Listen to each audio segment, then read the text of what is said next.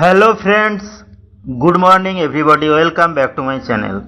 আশা করি সবাই ভালো আছো। আজকে আমরা আবারও দারুণ ইন্টারেস্টিং কিছু সাধারণ জ্ঞান বা জেনারেল নলেজ নিয়ে হাজির হয়েছি। আশা করি তোমাদের ভালো লাগবে। চলো তাহলে ভিডিওটি শুরু করা যাক। আজকের প্রথম প্রশ্ন বা জিকে, কোন মাছের ঠোঁট এবং দাঁত মানুষের মতো হয়? অপশান আছে দেখো, tiger fish, stone fish, dolphin, bell fish. অর্থাৎ আমরা বিভিন্ন ধরনের মাছ দেখেছি এবং বিভিন্ন ধরনের মাছ খেয়ে থাকি, কিন্তু এমন কি কোনো মাছের নাম আমাদের জানা রয়েছে যে মাছের ঠোঁট এবং দাঁত হুবহু মানুষের মতো? চলো তাহলে আজকে আমরা সেটি জেনে নিই।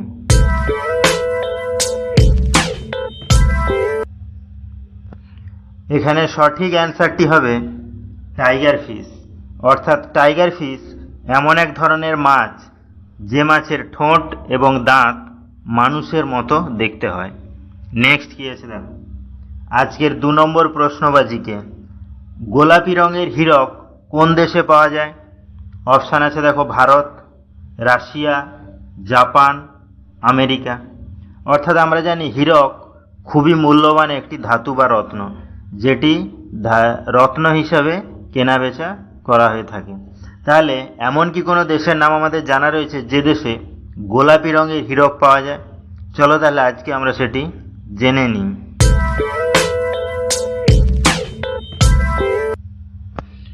এখানে সঠিক অ্যান্সারটি হবে রাশিয়া। অর্থাৎ রাশিয়া এমন একটি দেশ যে দেশে কিন্তু গোলাপি রঙের হীরক পাওয়া যায় বা দেখা যায়।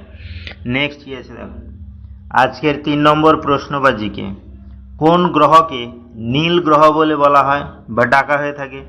অপশান আছে দেখো, মঙ্গল, বুধ, পৃথিবী, শনি। অর্থাৎ আমরা জানি সৌরজগতে বিভিন্ন ধরনের গ্রহ আছে। তাহলে সৌরজগতের বিভিন্ন ধরনের গ্রহগুলোর মধ্যে এমন কি কোনো গ্রহের নাম আমাদের জানা রয়েছে যেটিকে নীল গ্রহ বলে বলা হয় বা ডাকা হয়ে থাকে? চলো তাহলে আজকে আমরা সেটি জেনে নিই।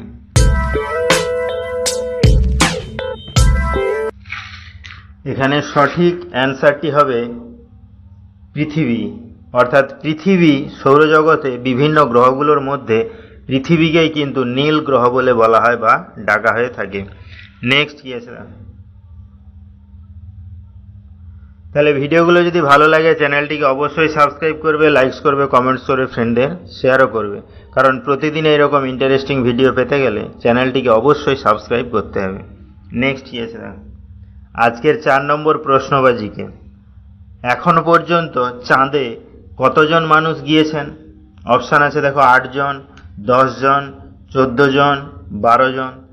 অর্থাৎ আমরা জানি অনেক আগে থেকে কিন্তু চাঁদ সম্পর্কে জানা বা চাঁদ সম্পর্কে কৌতূহল বা চাঁদের মাটি কেমন, ভূভাগ কেমন জানার জন্য কিন্তু বিভিন্ন দেশে বিভিন্ন সময়ে মানুষরা চাঁদে গিয়েছেন।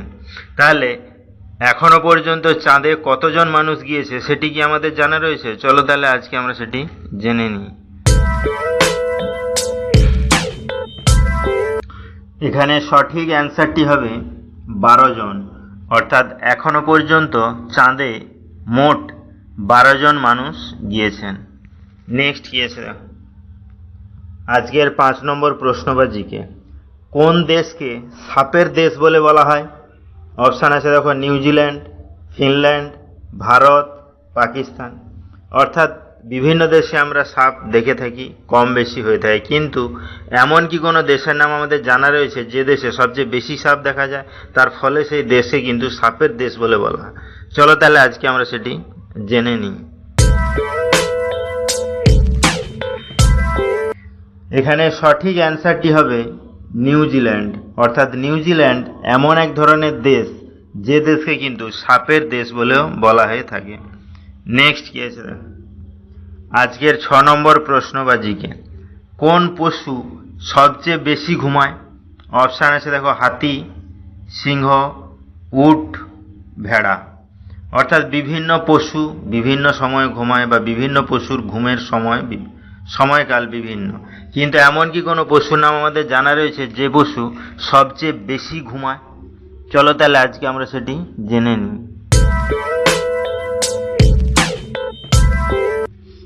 এখানে সঠিক অ্যান্সারটি হবে সিংহ।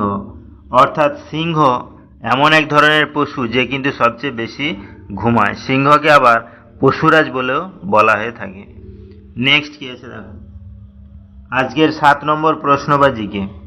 2024 আইপিএলে অরেঞ্জ ক্যাপ বিজয়ীর নাম। অপশান আছে দেখো, বিরাট কোহলি, ধোনি, শুভমান গিল, অভিষেক শর্মা। অর্থাৎ রিসেন্ট 2024-এর আইপিএল কিন্তু সমাপ্ত হয়েছে।